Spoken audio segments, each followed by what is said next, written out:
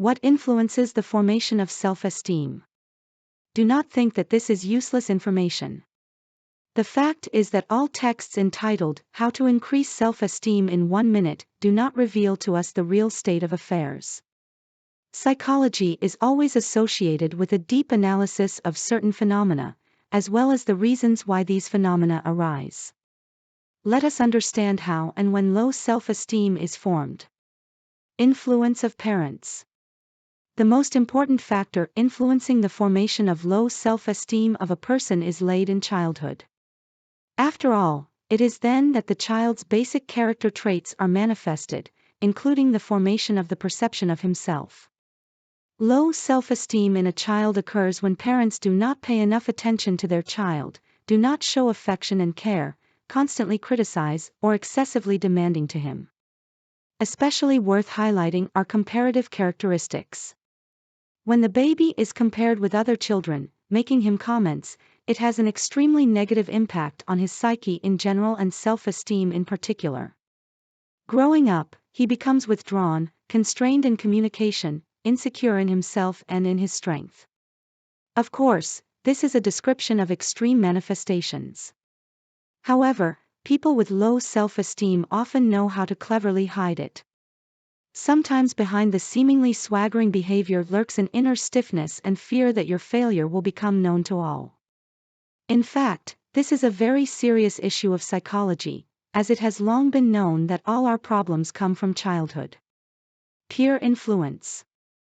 This factor is also of immense importance. If a child has some shortcomings, or merits, but peers perceive it as shortcomings, then from the outside there are ridicule, criticism, negative words. All this is stored in the child's head, forming his self-image. When he grows up, there is a high risk that he will not be able to accept himself as he is. Most likely he will become insecure in his abilities, will consider himself inferior, etc. Here we should add that it is not uncommon that the influence of peers was not as decisive as the influence of parents. Perhaps you yourself can remember among your friends or classmates guys who at school were hampered and defective, and maybe even outcasts, but it was they who, having grown up, became unexpectedly sociable and successful people with many friends. But this is still, after all, rather the exception. Parents whose children get it from their peers should take it extremely seriously to help the child to perceive it correctly. Otherwise, a teenager who is not accepted by his friends will not be able to figure out on his own how to increase self-esteem, which will largely determine his future life. The influence of the immediate environment. Low self-esteem can arise in adulthood. A lot depends on the immediate environment. If suddenly a person began to notice that his self-esteem is falling sharply, it is necessary to carefully review his friends and acquaintances with whom he most often spends time. Perhaps in his company, there are people who are passive in life, constantly complaining about everyone and they are not satisfied with everything.